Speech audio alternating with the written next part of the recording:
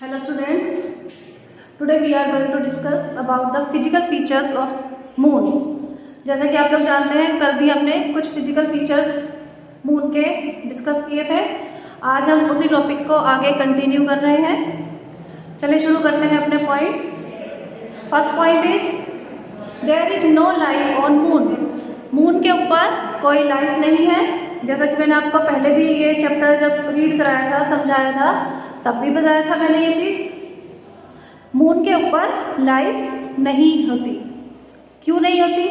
Life can not exist there as the basic necessities for life. यानी कि इसका मतलब क्या हुआ कि लाइफ मून के ऊपर इसलिए नहीं होती क्योंकि वहाँ पर जो जरूरी आवश्यकता की वस्तुएं होती हैं, चीज़ें होती हैं, जैसे कि एयर एंड वाटर, जो कि हमारी लाइफ के लिए बहुत ज़्यादा आवश्यक है, डू नॉट एग्जिस्ट देयर। वहाँ पर ना तो एयर है ना ही वाटर है। तो जब एयर और वाटर वहाँ पर प्रेजेंट नहीं है तो वहाँ पर लाइफ भी एग्जिस्ट नहीं है, यानी कि कोई भी वहाँ पर नहीं रह सकता।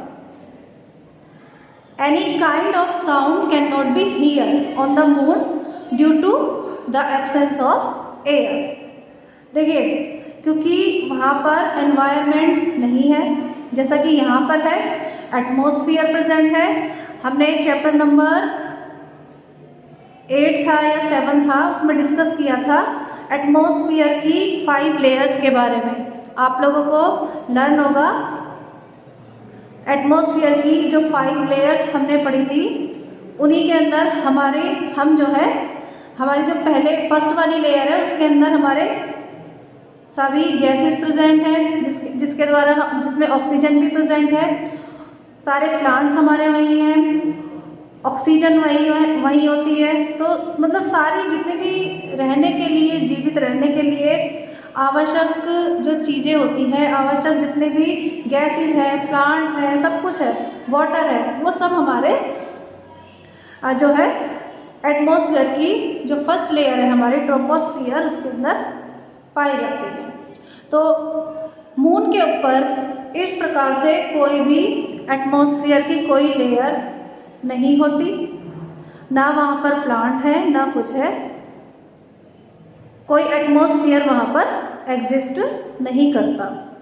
इसीलिए वहाँ पर कोई साउंड, अगर हम बोलते भी हैं तो वहाँ पर कोई साउंड जो है हमें नहीं सुनाई देगा। आपस में एक दूसरे की आवाज़ भी वहाँ पर सुनाई नहीं देती है। नेक्स्ट पॉइंट देखिए, moon is very burn and deserted satellite. जैसा कि आप लोग जानते हो, मून कैसा सैटेलाइट है?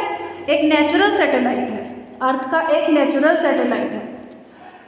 और कल हमने ये भी डिस्कस किया था कि जितने भी बड़े सैटेलाइट्स हैं उनमें मून 5th नंबर पे आता है नेचुरल सैटेलाइट्स में। तो ये एक बर्न या और डेजर्ट यानी कि बिल्कुल जहाँ पर कुछ भी नहीं है। आप लोगों ने अर्थ पे भी देखा होगा डेजर्ट, जैसे रेगिस्तान होता है ना, और बर्न यानी बिल्कुल बंजर, कुछ भी नहीं है वहाँ पर, खाली जो है सरफेस है। कल हमने एक चीज़ और पढ़ी थी, याद होगी आप लोगों को, कि वहाँ पर बहुत बड़े बड़े गड्ढे भी पाए जाते हैं जिनको क्रेटर्स कहा जाता है। बस वहाँ पर क्रेटर्स और इस तरीके की बर्न और डेजर्टेड जो सरफेस है वही पाई जाती है, और मून के ऊपर कुछ भी नहीं पाया जाता।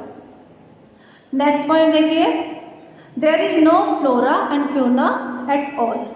देखिए, फ्लोरा एंड फ्योना का मतलब होता है ना तो वहाँ पर कोई वनस्पति है, ना ही कोई वहाँ पर एनिमल्स प्रेजेंट है। जिस प्रकार आप लोग अर्थ के ऊपर देखते हो कि हमारे चारों तरफ कितने सारे पेड़ पौधे, वनस्पतियाँ प्रेजेंट होती हैं, और हमारे आसपास कितने सारे एनिमल्स हम घूमते हुए देखते हैं। तो इस प्रकार से मून के ऊपर ना कोई फ्लोरा है ना कोई फ्यूना प्रेजेंट है। तो आज आप लोगों को ये जितने भी मैंने पॉइंट्स बताए हैं, इन सभी को अच्छे से लर्न करना है और अपनी फेयर नोटबुक के अंदर इन्हें नोट भी करना है और लिखना भी है।